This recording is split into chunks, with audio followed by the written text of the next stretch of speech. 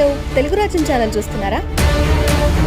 సామాజిక రాజకీయ జీవన చిత్రణే తెలుగు రాజ్యం. అతిశయోక్తులు అసత్యాలు ఉండవు. రాజకీయ కోణం కాదు, ప్రజా కోణమే కొలబద్ద. తెలుగు రాజ్యం వీక్షణ మీ ఉత్తమ అభిరుచికి నిదర్శనం. Welcome to special interview. నేను రమా మండవా. ఈరోజు మన స్టూడియోలో మాల్కొండ ఉన్నారు, సీనియర్ ఐపీఎస్ అండ్ మాజీ డీజీపీ కూడా.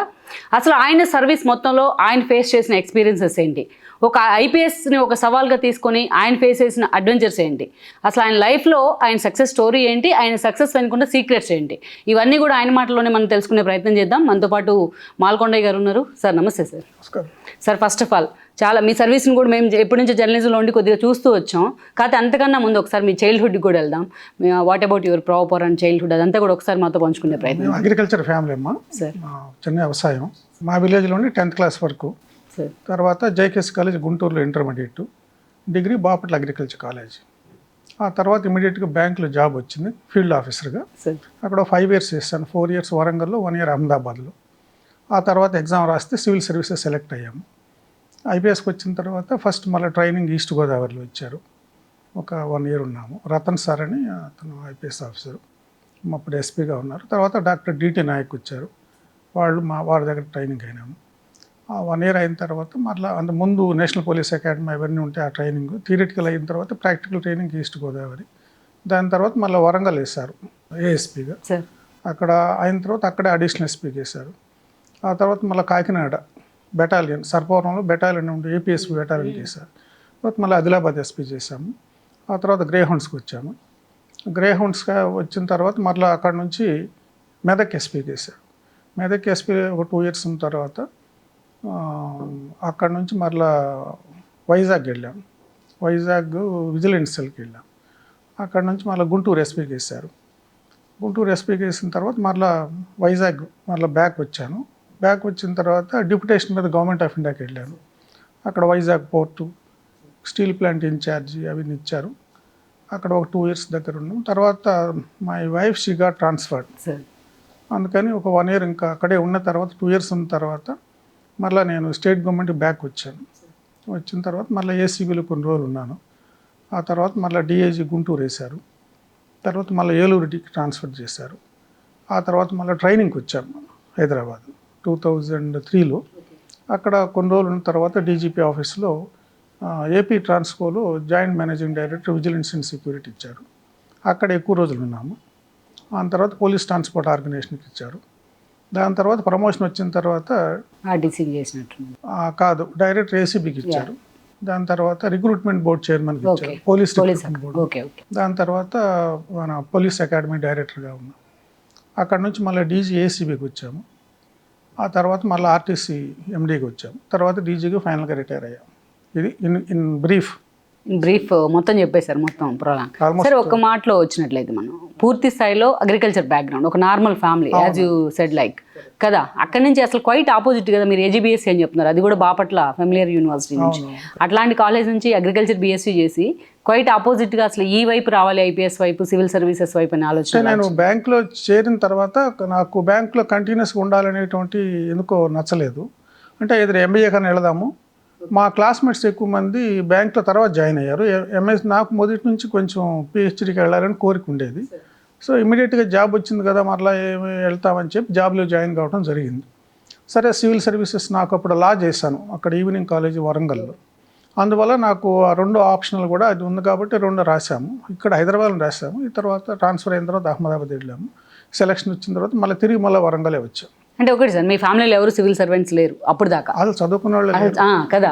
సో అంటే ఒక అడ్వెంచర్ చేయడమే సివిల్స్ వైపు వెళ్ళాలి అని. అంటే ఎవరన్నా మిమ్మల్ని మోటివేట్ చేసిన సందర్భం ఉందా? మోటివేట్ చేయటం కాదు, కానీ అప్పుడు చాలామంది ఈ కొతారి కమిటీ రికమెండేషన్ వచ్చిన తర్వాత మిగతా సబ్జెక్ట్స్ అన్నింటినీ కూడా అప్పుడు అగ్రికల్చర్ ఆప్షనల్గా ఇచ్చారు. అంతకుముందు లేదు. ఇవి అగ్రికల్చర్, మెడిసిన్, చాలా సబ్జెక్ట్స్కి ఆప్షన్స్ ఇచ్చారు.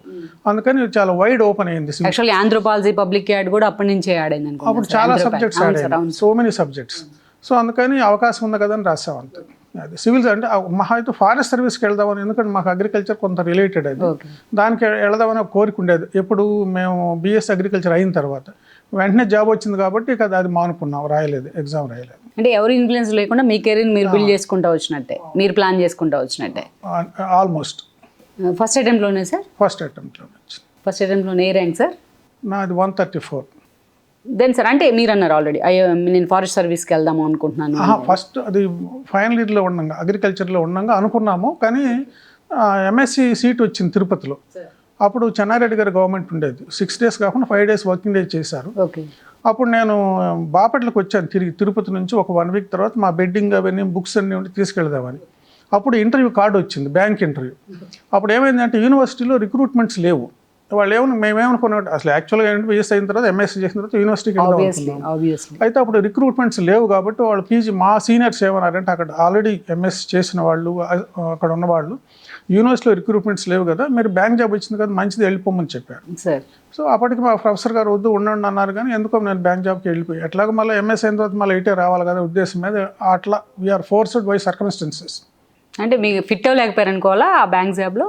లేదు, ఫిట్ కావటం కాదు, ఎందుకో నాకు ఎంబీఏ చేయాలని కోరిక. అహ్మదాబాద్లో ఉన్నాం కదండి, అందువల్ల ఐఐఎం అహ్మదాబాద్లో మా జూనియర్ చాలా మంది ఉండేది అక్కడ. సో వాళ్ళతో కలిసిన తర్వాత ఇది మనం కూడా ఎందుకు చేయకూడదు, ఇర్మాకి ఎందుకు పోకూడదు అనేటువంటి ఒక కోరిక కలిగింది. ఈ మధ్యలో ఇది వచ్చింది సివిల్ సర్వీస్, ఇక్కడ రాసి మీ ఫ్రీ ఫేజ్ లో లేదు సివిల్స్ అనేది. సివిల్ సర్వీసెస్ అక్కడ రాసా, ఎగ్జామ్ రాసిన తర్వాత ట్రాన్స్ఫర్ అయ్యాను. దెన్ సార్ ఫస్ట్ అటెంప్ట్ లోనే సివిల్స్ కొట్టేశారు. దెన్ మీ పేరెంట్స్ వైపు యాక్చువల్గా మాకు లా బుక్స్ కూడా లేదు. నేను బాంబేలో దిగిపోయేటప్పుడు ఒక 20 books తీసుకుని పర్చేజ్ చేసుకున్నాను, నెక్స్ట్ టైం రాద్దామని. సెకండ్ టైం, ఫస్ట్ టైం వచ్చింది కాబట్టి దాన్ని మళ్ళీ ముట్టుకోలేదు. ఫస్ట్ టైం లోనే ఐపీఎస్ కొట్టేశారు. Then sir what about your training and all?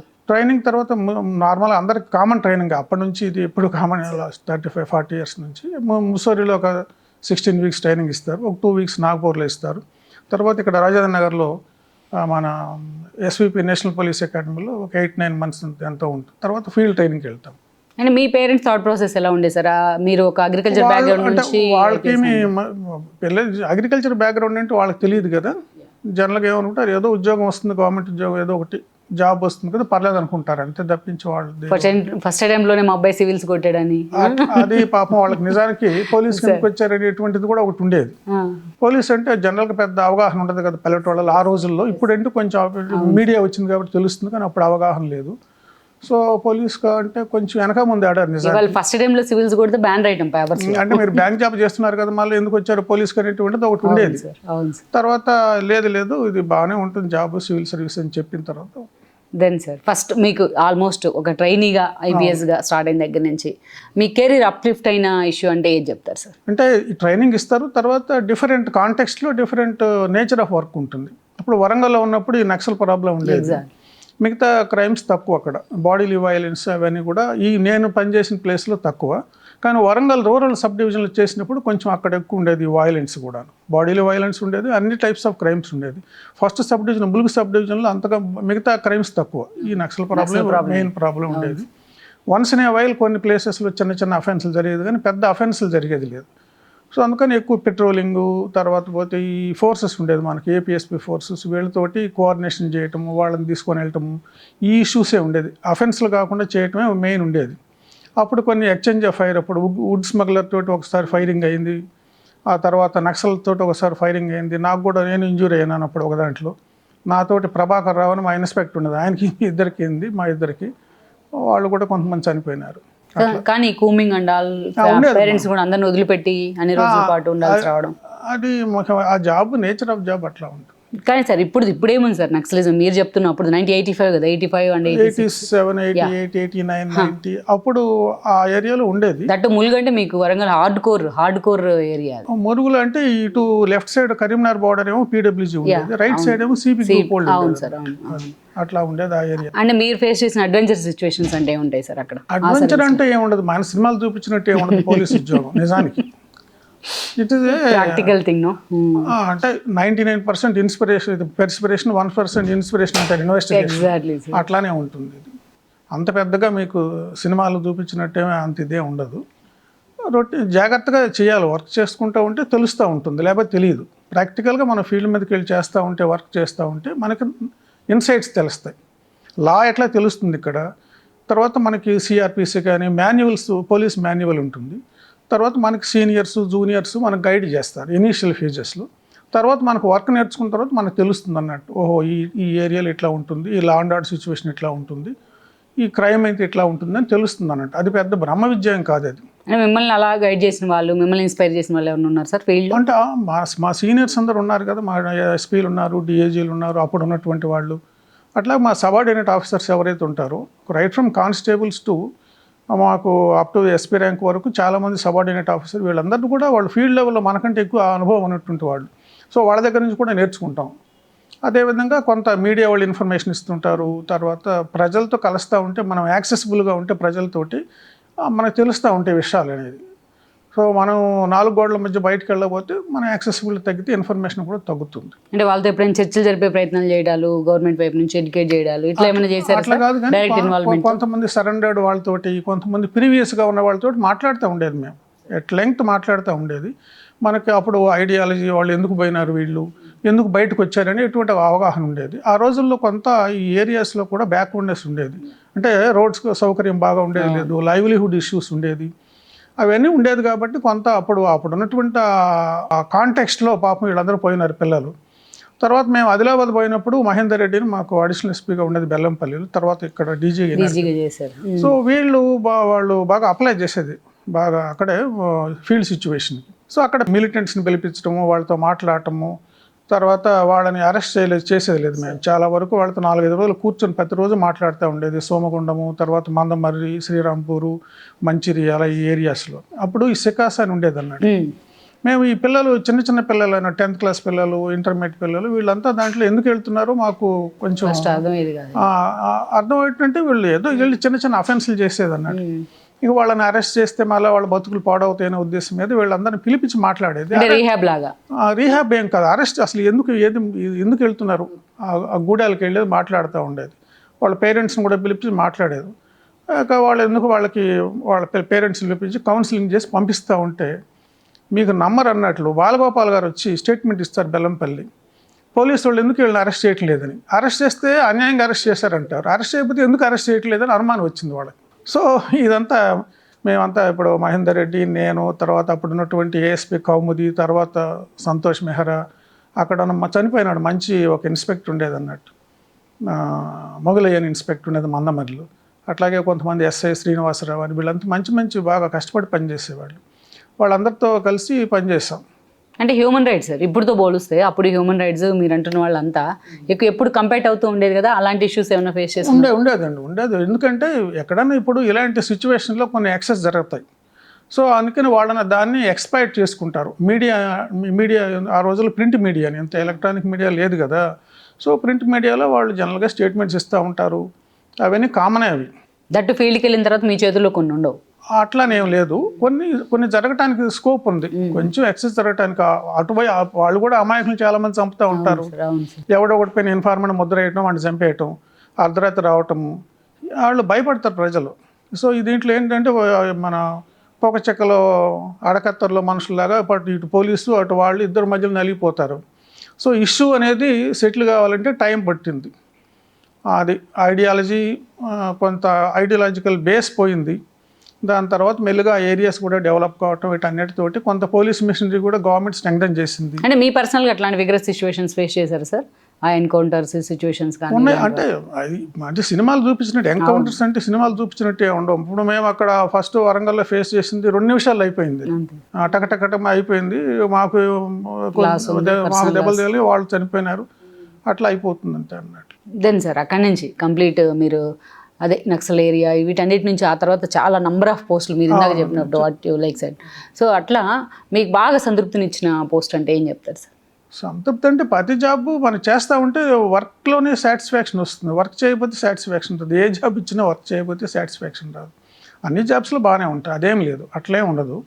Different జాబ్స్లో different skills are required. For example ఇప్పుడు ఏపీ ట్రాన్స్కోలో ఉన్నాము, అప్పుడు ఉన్న రేషల్ చటర్జీ మేడం గారు నాకు ఎక్స్ట్రా ఉద్యోగాలు ఇచ్చారు. ఒకటి ఈఆర్పి ఇచ్చారు, తర్వాత ట్రైనింగ్ ఒక 6 నెలలు చూసాము. తర్వాత పోతే ఈ high tension lines substation construction Panduranga Rao గారు డైరెక్టర్ గారు వారు లీవ్లో పెడితే అది ఇన్ఛార్జ్ పెట్టారు కొన్ని రోజులు.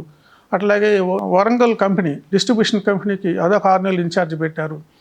అట్లాగే ఆ సెక్టర్ గురించి నాలెడ్జ్ తెలుసుకోవడానికి బాగా ఇంజనీర్స్తో కలిసి వర్క్ చేయడంతో మాకు నాలెడ్జ్ వచ్చింది. అప్పుడు కొంతమంది మంచి ఇంజనీర్స్ ఉండేది మాకు అక్కడ, ఇప్పుడు కూడా ఉంటారు. అప్పుడు ఉన్నటువంటి ఆ డైరెక్టర్స్ వాళ్ళతోటి మంచి ఇంటరాక్షన్ ఉండటంతో బాగా మనకి దాంట్లో సెక్టర్లో కొంత నాలెడ్జ్ వచ్చింది అన్నట్లు. అందులో నేను అగ్రికల్చర్ కాబట్టి కొంత అగ్రికల్చర్ పంప్ సెట్స్ వేటి మీద నేను అప్పుడు ఒక పేపర్ కూడా కమాండ్ కాదు కానీ నాలెడ్జ్ వచ్చింది. అది మనం డైరెక్ట్గా చేయము, డిస్ట్రిబ్యూషన్ కంపెనీస్ ఆర్ డిఫరెంట్ కదా. సో దాంట్లో కొన్ని రోజులు మనం ఇన్ఛార్జ్గా ఉన్నాం కాబట్టి సిఎండిగా ఆ నాలెడ్జ్ వచ్చింది అన్నట్టు. ఇక్కడ ఇప్పుడు మింట్ కాంపౌండ్లో ఉన్నది ఆఫీసు, అయితే అది ఎర్లియర్ హైదరాబాద్ వేరే ప్లేస్లో ఉండేది. ఆ కంపెనీ కూడా కొన్ని రోజులు ఇన్ఛార్జ్గా ఇచ్చారు. అందువల్ల అవన్నీ కూడా దాంతో ఆ సెక్టార్ గురించి నాలెడ్జ్, ఎనర్జీ సెక్టర్ చాలా ఇంపార్టెంట్ అన్నట్టు. పవర్ సెక్టర్ అనేది చాలా ఇంపార్టెంట్, లైఫ్ లైన్ అది. అది ఇండస్ట్రీకి కానీ, డొమెస్టిక్ కానీ, అగ్రికల్చర్ కానీ అన్నిటికీ అది లైఫ్ లైన్. మనం ఒక స్టేట్ డెవలప్మెంట్ కూడా మనం పవర్ కన్జంప్షన్తోనే కొలుస్తాం. అవును, అందుకని అప్పుడు రిఫార్మ్ జరిగాయి. మేము చేరకముందే రిఫార్మ్ జరిగాయి. రిఫార్మ్ ప్రాసెస్ నడుస్తూ ఉంది. ఈ గవర్నమెంట్ ఆఫ్ ఇండియా వాళ్ళు 2003 ఎలక్ట్రిసిటీ యాక్ట్ని తెచ్చారు, సెంట్రల్ గవర్నమెంట్. ముందు మన స్టేట్ గవర్నమెంట్ చేశారు, తర్వాత సెంట్రల్ గవర్నమెంట్ యాక్ట్ తెచ్చింది అన్నట్టు. సో అవి అప్పుడు అన్ని కూడా ఈ కంపెనీస్ అని అన్బండిల్ అయిపోయింది. జెన్కో, ట్రాన్స్కో ఇవన్నీ కూడా ఫార్మేషన్ అంతా అప్పుడే జరిగింది. అంత ముందే జరిగింది. అయితే అది హోల్డింగ్ కంపెనీ ట్రాన్స్కో. తర్వాత యాక్ట్ వచ్చిన తర్వాత అన్బండిలింగ్ అయిపోయింది, దానికి సెపరేట్ అయిపోయింది.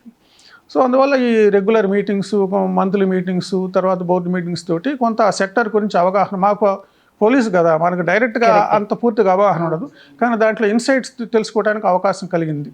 అంటే ఇప్పుడు ఎవ్రీడే స్టూడెంట్ లాగా ఎవరిడే అంటే నేర్చుకుంటే జాబ్లో అన్ని జాబ్స్ అట్లనే ఉంటాయి. అది సరే, ఎస్పెషల్లీ ఒక ప్రతి ఐపీఎస్ కూడా ఎవరైనా సరే ఆల్మోస్ట్ 90% మేము చూసిన వాళ్ళలో కూడా డీజీపీ కావాలనుకోవడం వాళ్ళ ఇన్స్పిరేషన్గా ఉంటుంది, కలగా ఉంటుంది కూడా. సో అలాంటిది డీజీపీగా మీ ఎక్స్పీరియన్సెస్ అంటే ఏం చెప్తారు సార్? అంటే డీజీపీగా నేను ఉన్నది 6 months అనమ్మా. నాకు అంటే నేను రిటైర్ అయిపోయాను సార్. అవును. సో డీజీపీగా ఉన్నప్పుడు కొన్ని ఇనిషియేటివ్ తీసుకున్నాం మనం అంటే అప్పుడు పెద్దగా లా అండ్ ఆర్డర్ ఇష్యూస్ ఏం జరగలేదు. ఒకటి హోమ్ గార్డ్స్కి అంతకుముందు 12,000 18,000 సీఎంని కన్విన్స్ చేసి 18,000 ఇప్పించాము. ఆ తర్వాత అట్లాగే కొన్ని సివిల్ కానిస్టేబుల్స్ నేను వచ్చిన తర్వాత ఒక 1 week లోపల అది అయింది. అది అప్పుడు అనురాధ మేడం అని సెక్రటరీ, హోమ్ సెక్రటరీ ఉండేది. ఆ తర్వాత ముందు చేశారు. సో వాళ్ళ హోమ్ డిపార్ట్మెంట్ వాళ్ళు తర్వాత ఫైనాన్స్ వాళ్ళని కన్విన్స్ చేసి అది తర్వాత గవర్నమెంట్ ఇచ్చారు. సివిల్ వాళ్ళకి కొంత ప్రమోషన్స్ లేట్ అవుతుంది, కానిస్టేబుల్, హెడ్ కానిస్టేబుల్ అవి ఒక 2,000 హెడ్ కానిస్టేబుల్ పోస్టులు, 500 ఏఎస్ఐ పోస్టులు. అదేవిధంగా గ్రేవ్ క్రైమ్స్ ఏవైతే ఉంటాయో మనకి క్రైమ్స్లో డిఫరెంట్ వేరియేషన్ ఉంటుంది. చిన్న క్రైమ్స్, కొంచెం పెద్ద క్రైమ్స్, దాని తర్వాత ఇంకొంచెం పెద్ద క్రైమ్స్ ఇట్లా ఉంటాయి. అయితే మనకు అవి రెగ్యులర్గా రివ్యూ చేసేది. మాకు CCTNS అని ఒకటి ఉండేది. అంటే మనకి స్టేట్లో ఎక్కడ ఏ క్రైమ్ జరిగినా మనం తెలుసుకోవడానికి ఆస్కారం ఉండేది. ఒక అతను సుదర్శన్ రెడ్డి ఎవరో ఎస్ఐ ఉండేది, ఇంకో అతను డిఎస్పీ ఉండేది. డైలీ పాపం వాళ్ళు అన్ని స్టేట్మెంట్స్ అన్ని తీసుకొచ్చేది. 9 to 11 o'clock వరకు డైలీ అది చూసుకొని మనకి ఎక్కడైనా క్రైమ్ జరుగుతుంది, ఎట్లా ప్రివెంటివ్ యాక్షన్. ప్రివెన్షన్ చాలా ఇంపార్టెంట్ అన్నట్టు. క్రైమ్ జరిగిన తర్వాత మళ్ళీ ఇదంతా ఒక ప్రాసెస్ అన్నట్టు. ఇన్వెస్టిగేషన్ చేయాలి, అరెస్ట్ చేయాలి, కోర్టుకి ఎక్స్ట్రా వర్క్, మనకి ఎక్స్ట్రా వర్క్. సో అందుకని ప్రివెంటివ్ యాక్షన్ ఎక్కువ మేము కాన్సన్ట్రేట్ చేసేది. మేము ఆ 6 months లా అండ్ ఆర్డర్ పెద్దగా అప్పుడు ఏం పెద్ద ఇష్యూస్ జరగలేదు లక్కీలీ. అంటే ఒకటి సార్, ఇక్కడ స్టేట్ డివైడ్ అవ్వకముందు కంబైన్డ్ స్టేట్ ఉన్నప్పుడు ఉన్న ఇవి వేరు, మొత్తం ఇన్ఫ్రా కానీ అండ్ ఆల్ పోలీసుకు సంబంధించి. కానీ మీరు డివైడ్ అయిన తర్వాత డీజీపీకి ఉన్నారు, అప్పుడు అనేక సవాళ్ళు కదా. పోలీస్కి ఆ టైంలో పెద్దగా సవాళ్ళు మాకు అనిపించలేదు. ఎందుకంటే మా సీనియర్స్ ఎవరైతే ఉన్నారో అంతకుముందు ఉన్న డీజీపీ సాంబశివరావు గారు ప్రవేశపెట్టినవన్నీ కూడా మేము కంటిన్యూ చేశాము. ABCD అని ఇన్వెస్టిగేషన్లో ప్రతి నెల వాళ్ళని ఎవరైతే బాగా స్టేట్ మొత్తం మీద ఇన్వెస్టిగేషన్ బాగా చేస్తున్నారో వాళ్ళని రికగ్నైజ్ చేయటం, కానిస్టేబుల్ దగ్గర నుంచి DSP వరకు వాళ్ళని పిలవటం, వాళ్ళకి వాళ్ళ వర్క్ రికగ్నైజ్ చేయటము, వాళ్ళకి కొంత అమౌంట్స్ మనీ ఇవ్వటము, అవార్డులు ఇవ్వటము, రికగ్నిషన్ చేశాం. ఆ విధంగా ఇన్వెస్టిగేషన్ స్ట్రెంగ్థెన్ చేయడానికి చాలా కష్టపడ్డాం. అంటే ఎవ్రీ మంత్ మేము మీటింగ్స్ పెట్టుకున్నాం. అందరూ మా CID, ఇప్పుడు ద్వారకా తిరుమలరావు గారు వారు ఉండేది CIDలో. అందుకని ఎక్కడైతే మనకి ఇంపార్టెంట్ క్రైమ్ జరిగినాయో వాళ్ళ దాంట్లో A1, A2 ఇంపార్టెంట్ క్రిమినల్స్ ఉంటారు, కొంతమంది అబ్స్కాండింగ్ ఉంటారు, వాళ్ళని అరెస్ట్ చేయడానికి ప్రయత్నం చేశాము. అదేవిధంగా all murder for gain cases A case కూడా అన్డిటెక్ట్ కాకుండా చూసుకున్నాము. అవి త్వరగా అంటే ఎస్పీలని రిక్వెస్ట్ చేస్తూ కొంత రివ్యూ చేస్తూ ఆ వర్క్ ఏదైతే ఉందో అది కంప్లీట్ చేశాము. ఎక్కడ కూడా ఒక మర్డర్ ఫర్ గెయిన్ కేసు అనేది అన్డిటెక్ట్ కాకూడదు. వెంటనే మనం యాక్షన్ తీసుకోవాలి. ఎనీ సీరియస్ క్రైమ్లో వెంటనే యాక్షన్ తీసుకుంటే ఎవిడెన్స్ దొరుకుతుంది. రెగ్యులర్గా దాని మీద మానిటర్ చేయడంతో ఆ కేసులు మనం వెంటనే ఛేదించగలిగినాము. పూనం గారితో మీ పరిచయం ఉండాలి? పరిచయం వరంగల్లోనే ఉండగా పరిచయము. తర్వాత 91లో మ్యారేజ్ అయింది. ఇంకా వాళ్ళ జాబ్ వాళ్ళది, మన జాబ్ మనది. అది సరే, ఎప్పుడు కాన్ఫ్లిక్ట్ ఉంటుంది కదా సార్ ఐపీఎస్ ఐఏఎస్ అంటే? ఏముంటుంది, ఎందుకు ఉంటుంది, అవసరం బ్యాలెన్సింగ్, పర్ఫెక్ట్ బ్యాలెన్సింగ్. అట్లానే ఏమి కాదు. వాళ్ళ ఉద్యోగం వేరు, మన ఉద్యోగం వేరు. వాళ్ళ ఉద్యోగం వాళ్ళు చేసుకుని మన ఉద్యోగం మనం చేసుకుంటే ఏం కాన్ఫ్లిక్ట్ వస్తుంది? మాకెక్కడ, మేము జిల్లాల్లో కూడా ఎక్కడ కూడాను వీళ్ళు నాకు మంచి మిత్రులు, శ్రేయోభిలాషులు అయినారు ఈ కలెక్టర్స్ చాలామంది తెలిసిన వాళ్ళు. సో ఈ 3-4 జిల్లాలు చేసిన వాళ్ళు. తర్వాత కూడా నాకు ఎక్కువ మంది మిత్రులు కూడా దాంట్లోనే ఉండిపోయినారు. మీరు ఎప్పుడు ఏ కాంట్రవర్సీకి వెళ్ళడానికి పేరు ఉంటుంది కదా? కాంట్రవర్సీలు పెద్దగా రాలేదు కూడాను. ఎక్కడ చిన్న ఏదో వస్తుంటాయి, ఫీల్డ్ కాంట్రవర్సీలు వేరు సార్. చిన్నవి ఏదో చిన్నగా వస్తుంటాయి. అవి పెద్ద ఇష్యూస్ కాదు అవి నిజానికి. అవి గివ్ అండ్ టేక్ లాగా ఉంటే పోతాయి అవి దాంట్లో పెట్టి గుంజాల్సిన అవసరం లేదు. సార్ అలాగే ఎస్పెషల్లీ సార్ ఇవాళ సిస్టంలో, పొలిటికల్ సిస్టంలో బ్యూరోక్రసీ అండ్ పాలిటిక్స్ ఎప్పుడు కూడా కంపేర్ అవుతూనే ఉంటాయి కదా. అలాంటి సిస్టంలో ఫిట్ అవ్వాలంటే ఎన్నో ఛాలెంజెస్ ఉంటాయి. మీరు ఎప్పుడన్నా అలాంటి ఫేస్ చేసిన సిచ్యువేషన్ ఉందా? అట్లా జనరల్గా రావు. ఏదన్నా ఉంటే 5%, 6% అట్లా ఉంటుంది. కానీ ఎక్కడన్నా 1-2 సిచ్యువేషన్స్ బట్టి ఉంటాయి. అది ఒక్కోసారి మన లోపం కూడా ఉండొచ్చు, మన అవగాహన లోపం ఉండొచ్చు. సో డెమోక్రసీలో పొలిటికల్ రిప్రజెంటేటివ్స్ ఎప్పుడు ఏదో చెప్తానే ఉంటారు. అది కరెక్ట్గా అవునా కాదా వెరిఫై చేయాల్సిన బాధ్యత బ్యూరోక్రాట్స్ది. సో కరెక్ట్గా ఉంటే చేయాలి, ఎవరు చెప్పినా చేయాలి. పాలిటిషియన్ చెప్పారనే కాదు, ఎవరు చెప్పినా కానీ మనం చేయాలి. మన డ్యూటీ మనం చేయకుండా వదిలేయటం కరెక్ట్ కాదు. సో వాళ్ళు చెప్పారని చెప్పి మనం చేయకుండా ఉండటం కూడా తప్పు. అది సపోజ్ ఇఫ్ ఇట్ జెన్యున్ అయితే అది తప్పదు, చేయాలి కదా. అది కాదనుకోండి, వాళ్ళు చెప్పాలి ఇది వీలు పడదు, ఇది కాదని చెప్పవచ్చు. అంతే తప్పించి పాపం వాళ్ళు ఎప్పుడు కూడా మనల్ని ప్రెజరైజ్ చేసింది లేదు, ఇబ్బంది పెట్టింది కూడా లేదు. ఎక్కడన్నా 1-2 సందర్భాలు ఉంటాయి. మేము చెప్పినా మీరు చేయలేదంటే చేయలేదు, అంతే. That's all. ఇట్స్ పాసిబిలిటీ లేనప్పుడు వాళ్ళు కూడా వాళ్ళకి అర్థమవుతుంది. వాళ్ళ పాలిటీషియన్స్కి వాళ్ళ ప్రజలతో ఉండేవాళ్ళు కాబట్టి వాళ్ళకి అర్థమవుతుంది. అంటే కాంటెంపరీ పాలిటిక్స్లో సార్ ఎస్పెషల్లీ డామినేషన్ ఎక్కువగా ఉంటుంది, పొలిటికల్ ఇన్ఫ్లుయెన్స్ ఎక్కువగా ఉంటుంది అనే దాన్ని అది వీళ్ళని బట్టి కూడా ఉంటుంది, ఆఫీసర్స్ని బట్టి కూడా ఉంటుంది కొంత. ఇప్పుడు వాళ్ళు కూడా పబ్లిక్ కోసం పనిచేసేవాళ్ళే కదా. వాళ్ళు ప్రజల నుంచి వచ్చినటువంటి వాళ్ళు, పబ్లిక్ రిప్రజెంటేటివ్స్. వాళ్ళకి ఇవ్వాల్సిన గౌరవం ఇవ్వాలి, వాళ్ళ మాటకు విలువ ఇవ్వాలి. వాళ్ళు చెప్పింది కరెక్టా కాదు మనం వెరిఫై చేసుకోవాల్సిన అవసరం ఉంది. సో వాళ్ళకి నచ్చజెప్పే ప్రయత్నం కూడా చేయాలి. వాళ్ళని కూడా ఎడ్యుకేట్ చేయాల్సిన రెస్పాన్సిబిలిటీ బ్యూరోక్రాట్స్ది. ఎందుకంటే వాళ్ళు దే ఆర్ లే పర్సన్స్, వాళ్ళకి అన్ని సబ్జెక్ట్స్ తెలియాలని రూల్ ఏం లేదు. అందుకని వాళ్ళని బ్యూరోక్రాట్స్ కూడా వాళ్ళని ఎడ్యుకేట్ చేయాల్సిన రెస్పాన్సిబిలిటీ ఉంది. చేస్తూ ఉంటే వాళ్ళు కూడా దే విల్ పార్టిసిపేషన్. డెమోక్రసీలో పార్టిసిపేషన్ అంటే ఏమిటి? ప్రజలు వచ్చి డైరెక్ట్ వీళ్ళు రిప్రజెంటేటివ్స్ పార్టిసిపేట్ చేయాలి కదా. మరి వాళ్ళని చేయాల్సిన అవసరం వీళ్ళకి ఉంది కదా. వీళ్ళ మధ్య కోఆర్డినేషన్ కూడా ఉండాలి, అవసరం ఉంటుంది. అది డిపెండ్స్ ఆన్ కాంటెక్స్ట్, సిచ్యువేషన్ బట్టి ఒక్కొక్క టైప్లో కొంత కాన్ఫ్లిక్ట్ రావచ్చు. అప్పుడు చెప్పిన సందర్భాలు కూడా ఉన్నాయి. చెప్తే వాళ్ళు మనం చెప్పాల్సిన రెస్పాన్సిబిలిటీ మనది. వింటారా వినకపోవటం అనేది వాళ్ళకి వదిలేయాలి మనము. అంతేగాని మనం చెప్పాం కాబట్టి వాళ్ళు వినాలనే రూల్ ఎక్కడ ఏమి లేదు. Ultimate decision making politicians. 1-2 situations ఉంటాయి.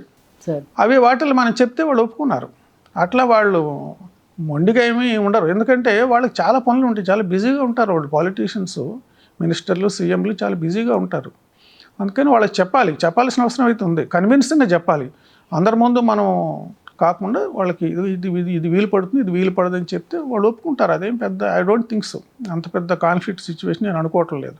అంటే ఈ ఐబీఎస్గా ఇంత ఫీల్డ్ని, ఇంత లాంగ్ పీరియడ్ని అంతే ఎంజాయ్ చేశారా, లేకపోతే ఎప్పుడైనా ఎందుకు వచ్చానా నేను అగ్రికల్చర్ అట్లా ఉంటుంది? అట్లే ఉండదు.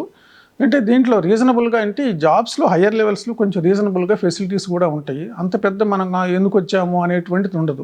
కాకపోతే ఏమిటంటే కొన్ని పోస్టులు చేసిన తర్వాత ఇంకొక పోస్టుకు పోయినప్పుడు మరి ఆ పోస్ట్ కొంచెం రికగ్నిషన్ ఉంటుంది, ఇది కొంచెం లూప్ లైన్ అని ఫీలింగ్ ఉంటుంది. దీంట్లో కూడా ఉండే జాబ్ సాటిస్ఫాక్షన్ చేసుకోవచ్చు, అది పెద్ద ఇష్యూ ఏం కాదు.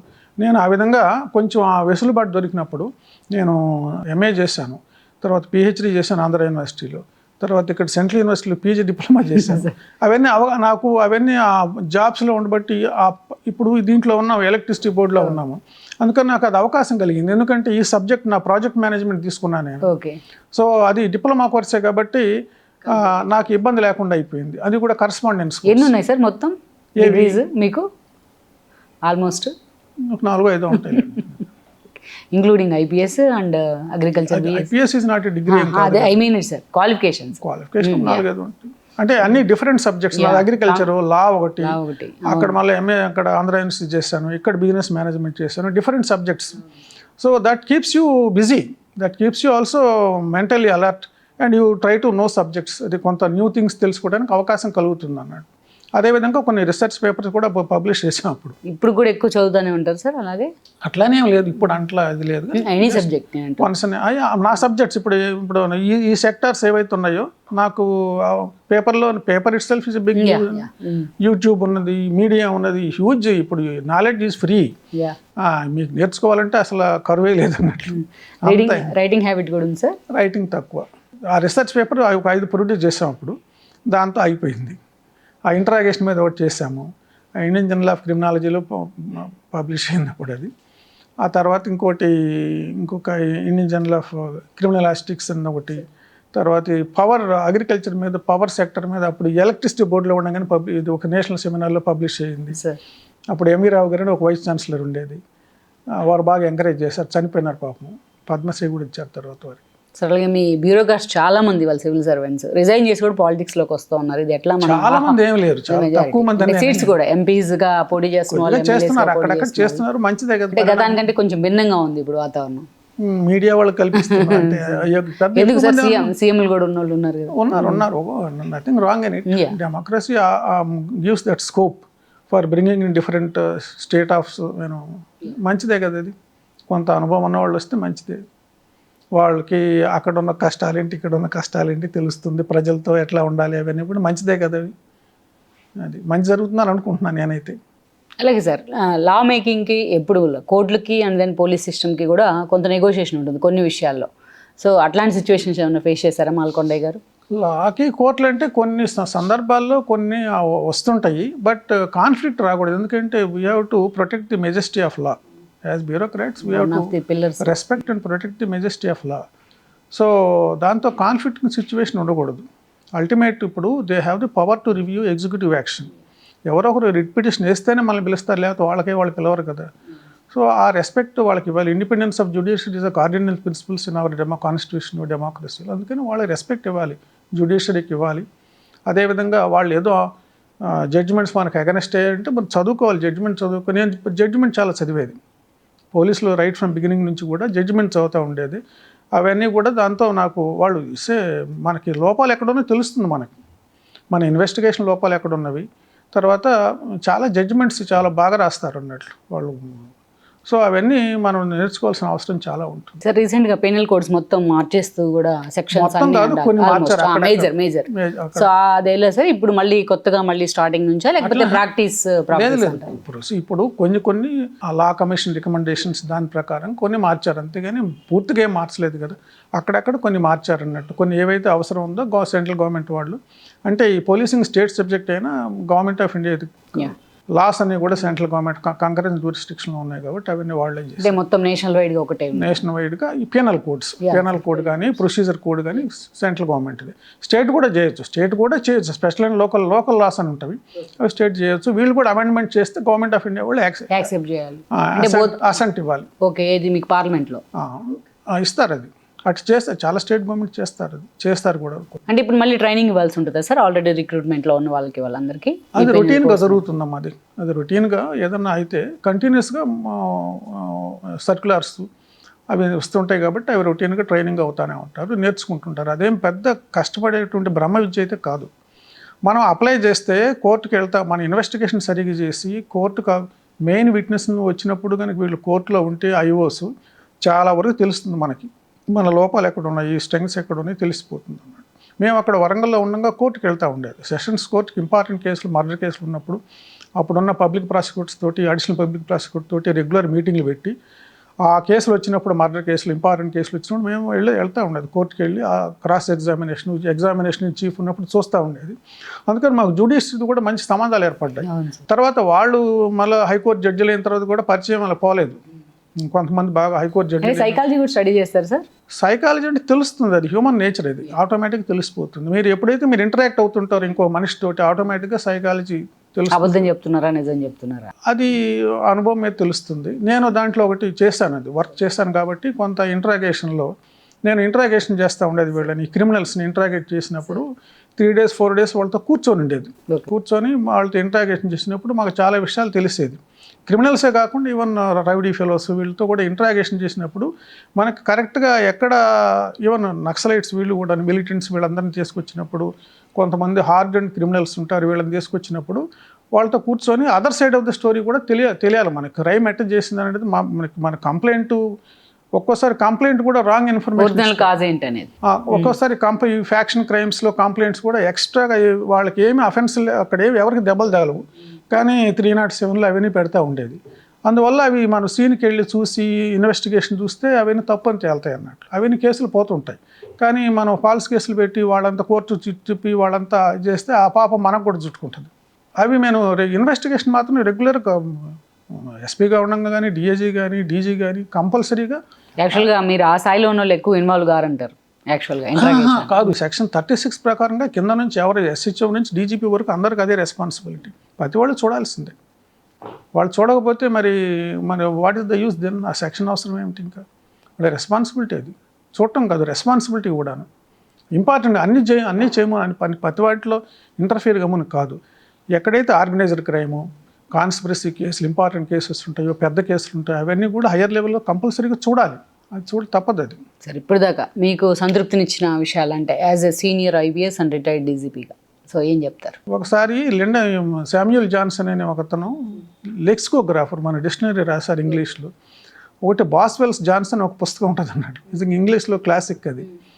అతన్ని బాస్వెల్ అడుగుతారు, మీకు ఎక్కడి నుంచి సాటిస్ఫై? వర్క్ నుంచి అంటాడు. నిజమే, అది మన వర్క్ బాగా చేస్తే మనకు ఆ వర్క్ నుంచి సాటిస్ఫాక్షన్ వస్తుంది. ఏ వర్క్ అయినా సరే మనం మనసు పెట్టి చేస్తే డెఫినెట్గా సాటిస్ఫై అవుతాము. ఒక్కోసారి మనం చేయలేదనుకోండి అసంతృప్తి కూడా ఉంటుంది, కొన్ని ఫెయిల్యూర్స్ కూడా ఉంటాయి అన్నట్లు. అది సరిగా మనం అప్లై చేయనప్పుడు, కష్టపడినప్పుడు, ఇన్ఫర్మేషన్ ముందు గ్యాదర్ చేయనప్పుడు ఫెయిల్యూర్స్ కూడా ఉంటాయి. జనరల్గా పోలీసులు ఏం చేస్తారంటే అన్నీ సక్సెస్లు అనుకుంటారు. ఇది టీం వర్క్, ఇది ఒకటి చేసే పని కాదు. ఇది సబార్డినేట్ నుంచి ప్రతి వాళ్ళు పైరంతా టీం వర్క్ అన్నట్లు. ఆ టీంకే పోతుంది సక్సెస్ అంతా. ఇది ఇండివిజువల్గా ఒకరో ఇద్దరు వీళ్ళు డైరెక్షన్ ఇస్తారు, మోటివేట్ చేస్తారు, no doubt. But actual work అంతా పాపం ఫీల్డ్ స్టాఫ్ వాళ్ళు చేస్తారు. రైట్ అప్ టు మ్యాక్సిమం అయితే డిఎస్పీ ఇన్స్పెక్టర్ వరకే అయిపోతుంది ఎక్కువ భాగం వరకు, కానిస్టేబుల్ నుంచి ఇన్స్పెక్టర్ వరకు. కొంచెం ఎక్కువ అయితే డిఎస్పీ అవుతుంది. Only major law and order issues వస్తేనే వీళ్ళు రంగంలోకి ఉంటారు, కానీ అదర్వైజ్ వీళ్ళకి డైలీ ఆ వర్క్తో సంబంధం ఉండదు కదా, డైలీ ఉండదు కదా. అది అలాగే మాల్కొండయ్య గారి టార్గెట్స్ ఇంకేమైనా ఉన్నాయా? టార్గెట్స్ అంటూ ఏం లేవు. టార్గెట్స్ ఏముంది, రిటైర్ అయ్యాము. అంటే సరే, ఇంకా ఫర్దర్గా మీరు ఇందాక ఆల్రెడీ చెప్పారు అగ్రికల్చర్ దాని మీద పూర్తి స్థాయిలో అవగాహన కల్పించాలనుకుంటున్నాను అనేసి. లేదు, సో అట్లాంటి నాలెడ్జ్ ఉందో దాంట్లో కొంత, అంతేగాని అవగాహన అని కాదు. అగ్రికల్చర్ నుంచే వచ్చాం కాబట్టి ఫార్మర్స్ ఫ్యామిలీ, అగ్రికల్చర్ చదివాము, అగ్రికల్చర్లో వర్క్ చేసాము, ఈ ఎలక్ట్రిసిటీ బోర్డులో ఉన్నాము, దాంతో ఎక్స్పోజర్ అయిన దానికి, అందువల్ల అది కొంచెం నాలెడ్జ్ వచ్చింది అంతే తప్పించి దాంట్లో మనమే. సరే, ఒక సింపుల్ ఫ్యామిలీ నుంచి వచ్చిన మాల్కొండయ్య గారు, ప్రకాశం జిల్లాలోని ఒక మారుమూల పల్లెటూరు నుంచి వచ్చిన మాల్కొండయ్య గారు ఇవాళ డీజీపీగా రిటైర్ అయ్యి ఒక మీ పేరెంట్స్కి ఇచ్చిన గిఫ్ట్ అనుకోవాలా, అది సొసైటీ మీకు ఇచ్చిన గిఫ్ట్ అనుకో? మా ఊర్లో కొంచెం మారుమూల ప్రాంతం అయినా కానీ చదువుకున్న వాళ్ళు ఎక్కువ. మాకంటే ఒక 20 సంవత్సరాల ముందు మా ఊర్లో చల్లా మాల్కొండయ్య గారని, అత్తోటి శ్రీనివాసులు గారని, మున్సబ్ గారు రామకృష్ణయ్య గారని, వీళ్ళంతా బాగా అప్పుడు ఆ రోజుల్లోనే 1960sలోనే వీళ్ళందరూ చదువుకొని కొంతమంది యుఎస్ వెళ్ళారు, గణపతిరావు గారని. అందుకని మా ఊర్లో బాగా చదువుకున్నటువంటి వాళ్ళు ఉండేది. వాళ్ళ ఇన్ఫ్లుయెన్స్ కూడా మా ఊర్లో 1962లో మారుమూల ప్రాంతం అయినా అప్పుడున్న అత్తోటి శ్రీరాములు గారని, ఆయన పుణ్యం అని చెప్పి అప్పుడున్న ఊర్లో పెద్ద మనుషులు ఈ హై స్కూల్ తెప్పించారు మాకు. ఓకే. అందువల్ల మా ఊర్లో చుట్టుపక్కల పల్లెటూరు నుంచి కూడా వచ్చి మా ఊర్లో చదువుకునేది. అందుకని మేము ఇండైరెక్ట్గా మా వాళ్ళందరికీ రుణపడి ఉంటాం. అట్లాగే మా మామగారు రూపినేని చలమయ్య గారని, వాళ్ళంతా మా మా మా పెద్దమ్మ కొడుకు మాలకొండయ్య గారని, ఆయన హెడ్ మాస్టర్కి రిటైర్ అయినాడు. వీళ్ళందరూ చాలామంది, you take help from so many people. మా టీచర్స్, ముఖ్యంగా మా ఊర్లో మా టీచర్స్ చాలామంది, నేను ఆ టీచర్స్తో మా కాలేజీలో కానీ ఇప్పటికీ మా టచ్లో ఉంటారమ్మా. కొంతమంది పాపం చనిపోయినారు, still some of them are alive. Discipline life చేశారా యాక్చువల్గా ఐపీఎస్ అని? దాన్ని ఎప్పుడైనా బ్రేక్ చేసే ప్రయత్నం చేశారా? ఇప్పుడు చేస్తున్నారా? డిసిప్లిన్గానే ఉంటుంది. డిసిప్లిన్ అంటే ఏంటి మరి, మిలిటరీ డిసిప్లిన్ ఏం కాదు కదా, అది న్యాచురల్గానే ఉంటుంది, అది రొటీన్గా. దైవభక్తి ఉందా సార్? తక్కువ. దైవభక్తి ఉంటే, నేనంటే దైవభక్తి లేదని చెప్పను, కానీ ఆ గుళ్ళు గోపురాలకి చుట్టూ తిరగటం, రిచువల్స్ ఎక్కువ చేయను నేను. బట్ ఐ డూ నమ్ముతాను. అంటే it gives some peace of mind. You are not there is super power behind you అనేటువంటిది, లేకపోతే ఇవన్నీ God does not play dice with the world అని ఎప్పుడు అది అన్నారు కదా పెద్దలు. మీ సక్సెస్ సీక్రెట్స్ అంటే మాల్కొండయ్య గారి సక్సెస్ సీక్రెట్స్ ఏం చెప్తారు సార్? సక్సెస్ అనేం కాదు, వర్క్ చేస్తూ ఉంటే సక్సెస్ అవుతుంది. సిన్సియారిటీ ఉండాలి, కొంత హార్డ్ వర్క్ ఉండాలి, నిజాయితీ ఉండాలి, నేర్చుకోవాలి, న్యూ స్కిల్స్ని అక్వైర్ చేయాలి, తెలియకపోతే అడగాలి. అంటే ఇంత లాంగ్ కెరీర్లో సార్ ఎక్కడ చిన్న అలిగేషన్ లేకుండా ఒక మాల్కొండయ్య గారు అంటే ఒక నిజాయితీ పరుడు అనే ఒక ఇమేజ్ని క్రియేట్ చేసుకోవడం అంటే అది ఇట్స్ నాట్ ఈజీ థింగ్ కదా, అది ఎలా క్రియేట్ చేయగలిగారు? చాలా మంది ఉంటారు డిపార్ట్మెంట్లో, అట్లే ఉండదు. చాలా మంది ఉంటారు నిజాయితీ పరులు, ఎందుకు ఉండాలి? లేకపోతే సిస్టమ్ నడవదు కదా. ఎక్కడన్నా చిన్న చిన్న మిస్టేక్స్ చేస్తారు, అది పెద్ద ఇది. There are organizations which are suppose to check it. Media ఉంటుంది, అదేవిధంగా సీనియర్ ఆఫీసర్స్ ఉంటారు, తర్వాత ఏసీబీ అనే ఒక ఆర్గనైజేషన్ ఉంటుంది, దాంట్లో కూడా పనిచేసా కదా నేను. సో ఒక్కొక్క డిపార్ట్మెంట్లో ఒక్కొక్క కాంటెక్స్ట్లో ఆపర్చునిటీస్ కూడా ఉంటాయి వాళ్ళకి ఈ తప్పులు చేయడానికి. సో వాటిని చెక్ చేయాల్సిన అవసరం చాలా ఉంటుంది. గవర్నెన్స్ అంటే అదే కదా మరి. గవర్నెన్స్ ఇంప్రూవ్ కావాలంటే ఇన్స్టిట్యూషన్స్ అన్ని సరిగ్గా పనిచేయాలి. ఎందుకంటే మనది రూల్ ఆఫ్ లా బేస్డ్ అది, అందుకని ఈ procedures rule of law based కాబట్టి జాగ్రత్తగా పనిచేస్తే గవర్నమెంట్కి మంచి పేరు వస్తుంది, మనకి సాటిస్ఫాక్షన్ వస్తుంది. What you take on that ఈ phone tapping and all? Phone tapping అది నేను కూడా మీడియాలో చూడటమేనా అన్నట్టు, మీడియాలోనే తర్వాత పేపర్లో చూడటమేనా అన్నట్లు. దాని గురించి ఏం కామెంట్ చేస్తాము, అదేంటో పూర్తిగా మనకి ఇన్ఫర్మేషన్ తెలియదు. నాకు తెలిసిన దాని ప్రకారం ఏమనంటే వాళ్ళకి ఆర్డర్స్ లేకుండా చేశారనేటువంటిది అవగాహన, అది that's what we have seen it. ఇది ఎంతవరకు కరెక్టో మనకు తెలియదు. సో అది మనకి దాని గురించి కామెంట్ చేయడం కూడా పద్ధతిగా ఉండదు. అలాగే సార్, ఒక్క మాటలో మాల్కొండయ్య గారు అంటే ఏం చెప్తారు? ఏం చెప్తాము, ఈ సొసైటీ మనకి చాలా ఇచ్చింది. Thanks to the freedom fighters we got independence, we got a good constitution, therefore నాలాంటి వాడికి అవకాశం వచ్చింది. Otherwise that's we're grateful to this country. Thank you sir, thank you very much. So చూశారు కదా మాల్కొండయ్య గారి ఇంటర్వ్యూ, ఆయన అభిప్రాయాలు ఏంటి, ఆయన ఎక్స్పీరియన్సెస్ ఏంటి అన్నీ కూడా మనతో షేర్ చేసుకునే ప్రయత్నం అయితే చేస్తున్నారు. మరో స్పెషల్ ఇంటర్వ్యూతో మళ్ళీ కలుద్దాం. This is Rama signing off. నమస్తే, నేను మోనిక. తెలుగు రాజ్యం ఇక ఊరూరా రాబోతోంది. దినదిన ప్రవర్ధమానమవుతున్న తెలుగు రాజ్యం ఛానల్కు 2 తెలుగు రాష్ట్రాల్లోని 42 లోక్సభ నియోజకవర్గాల నుంచి న్యూస్ కంట్రిబ్యూటర్స్గా వ్యవహరించడానికి యువతను ఆహ్వానిస్తోంది. జర్నలిజం పట్ల ఆసక్తి, కనీస సామాజిక రాజకీయ పరిజ్ఞానం, స్థానిక పరిస్థితులపై మంచి అవగాహన, స్థానిక పరిచయాలు, గౌరవప్రదమైన జీవనం ఉంటే సరికొత్త సామాజిక విప్లవంలో మీరు కూడా భాగస్వాములు కావచ్చు. మీ అంతరంగాన్ని ఆవిష్కరించవచ్చు. ప్రతి లోక్సభ నియోజకవర్గ పరిధిలో 2కి అవకాశం ఉంటుంది. 30 నుంచి 35 ఏళ్ల మధ్య వయస్కులై జర్నలిజం పట్ల అభిరుచి, ఆసక్తి కలిగిన యువతి యువకులు తమ వివరాలు, జీవన విధానం, ఆసక్తి గల ప్రాంతం, పాస్పోర్ట్ ఫోటోతో కలిపి ఈ దిగువన నంబర్కు వాట్సాప్ చేయొచ్చు. నంబర్ 8125150555.